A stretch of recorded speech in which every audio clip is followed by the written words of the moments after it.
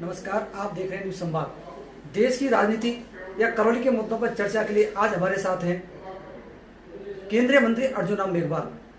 अर्जुन राम मेघवाल वो शख्सियत है, राजस्थान में बड़े लीडर के तौर पर हो रहे हैं। उत्तर प्रदेश चुनाव के सह प्रभारी रहे, वहाँ भाजपा को जो प्रचंड जीत मिली उसमें इनका बहुत बहुत योगदान रहा है। आज करौली जिले में विकास की योजनाओं को धरातल पर उतारने के लिए करौली आए, साथ ही करौली के अन्य मुद्दों पर हम चर्चा करेंगे।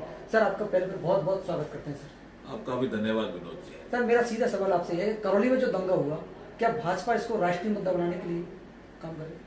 देखिए, हम ऐसा मुद्दे को कोई विषय हम चाहते हैं कि ऐसा हो बार बार, कहीं ऐसा विषय हमारा नहीं रहता। भारतीय जनता पार्टी का एक स्लोगन है, आपने देखा होगा मोदी जी के नेतृत्व में, सबका साथ सबका विकास।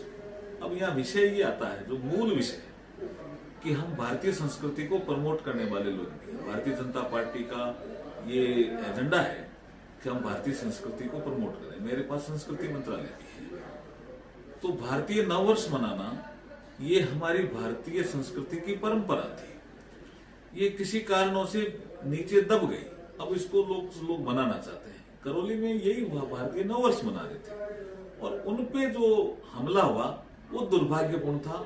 और उसके बाद हमला होने के बाद जो कार्रवाई राजस्थान सरकार के लोग कर रहे हैं यहाँ पे, वो वन वे चल रहे हैं, ऐसा समझ में मुझे आ रहा है। कल से मैं देख रहा हूँ कि निर्दोष लोग हैं उनको ज्यादा पकड़ा जा रहा है, जो हकीकत में इसके दोषी हैं वहां तक जांच एजेंसी अपना जो है पहुंच नहीं पा रही है।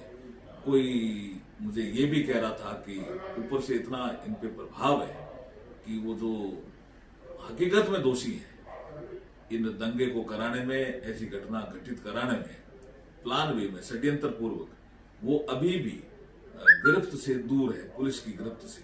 तो ये गुड गवर्नेंस नहीं है। मैं चाहता हूं कि वर्तमान कांग्रेस की सरकार तुष्टीकरण की नीति पे चल रही है, लेकिन वो ऐसे जब घटना घट जाती है तो गुड गवर्नेंस का उदाहरण पेश करना चाहिए। अगर ये गुड गवर्नेंस बैड गवर्नेंस में कन्वर्ट हो गया तो लोकतंत्र जिंदा नहीं रह सकता। सर, करौली में एक तरीके से बात ये भाई, पीड़ित जो पक्ष है उसके खिलाफ भी एफआईआर दर्ज हुई है।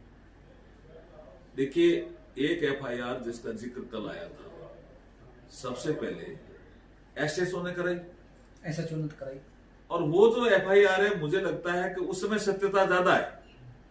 जो वो कह रहे हैं कि शांतिपूर्वक जुलूस चल रहा था, तो शांतिपूर्वक जुलूस चल रहा था और सार्वजनिक गली में चल रहा था, उस पे रोका किसने, पत्थर किसने फेंके? जांच का विषय तो यही है। तो सरकार उस दिशा में जांच नहीं कर रही है। मुझे ऐसा लगता है, मुझे ऐसा लगता है कि सरकार उस दिशा में जांच नहीं कर रही है। जो हकीकत में दोषी हैं वहां तक पहुंच नहीं रही है सरकार, और यही सरकार की तुष्टीकरण की नीति है। ये तुष्टीकरण नीति, जैसे अलवर में भी मंदिर ढाने वाली बात आई, ये क्या हो रहा है? बुलडोजर, यूपी में जो बुलडोजर चलता है दूसरा चल रहा है, और राजस्थान में जो बुलडोजर चला उसके बारे में क्या कहेंगे? देखिए, यूपी में गुड गवर्नेंस के कारण ही योगी जी चुनाव में सफलता प्राप्त की है। मोदी जी की नीतियां योगी जी ने तेजी से धरातल पर पहुंचाई। अब सपोज करो सरकारी जमीन थी, वहां किसी ने अवैध निर्माण कर लिया, तो अवैध निर्माण को तोड़ने के लिए बुलडोजर पहुंचा, और वहां जो अखिलेश जी थे या जो विपक्ष में लोग थे, उन्होंने योगी जी को नाम दे दिया बुलडोजर बाबा। और इसलिए वो विषय, यूपी में अवैध संपत्तियां जिन्होंने भी अर्जित की, बदमाश थे, उनके नियमानुसार मकान तोड़ने का आदेश पारित होने के बाद वो बुलडोजर वहां चला। इन्होंने उसको बुलडोजर का नाम दे दिया। बुलडोजर वहां, आपने भी कहा कि बुलडोजर बाबा के रूप में योगी जी का एक उपनाम भी हो गया।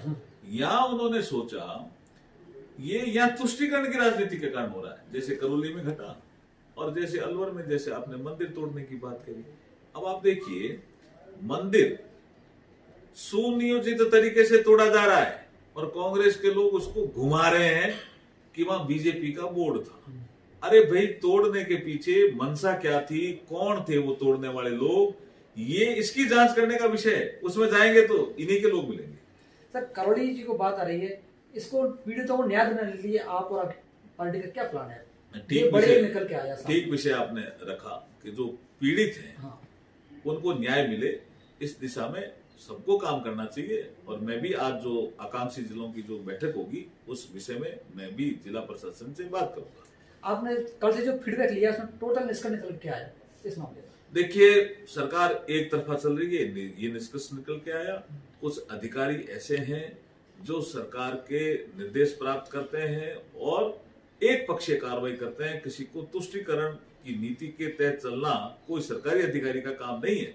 सरकारी अधिकारी न्याय करे, उनको संविधान ने अधिकार दिया है न्याय करने के लिए।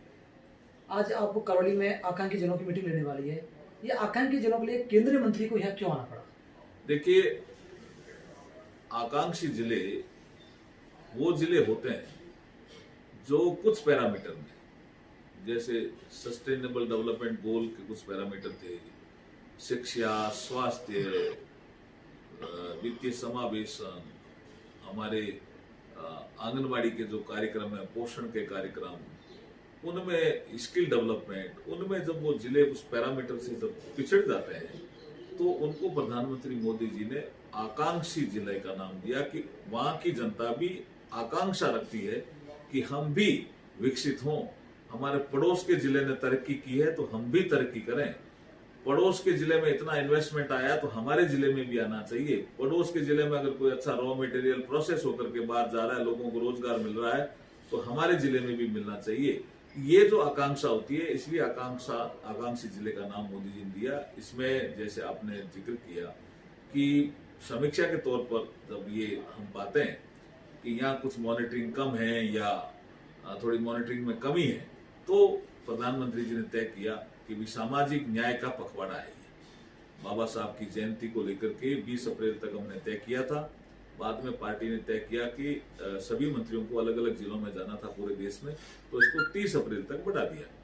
मेरे पास 2 जिले थे, एक जिला मुझे दिया गया था छत्तीसगढ़ का बस्तर और दूसरा ये करौली राजस्थान का। तो मैं यहाँ निश्चित रूप से जो जिला प्रशासन के साथ जो बैठक लूंगा और जिसके भी सुझाव, अच्छे सुझाव होंगे, कैसे करौली जिले में विकास तेजी से आगे बढ़ सकता है, उसके सुझाव लेकर के एक अच्छी रिपोर्ट हम बना करके नीति आयोग और प्रधानमंत्री कार्यालय में इसकी चर्चा करेंगे। अभी तक का क्या फीडबैक मिला है? सरकारी जो धरातल पे है वो अभी फीडबैक लेंगे आज बैठक में। हाँ, तब मैं बताऊंगा। सर, एक आपसे लास्ट सवाल ये है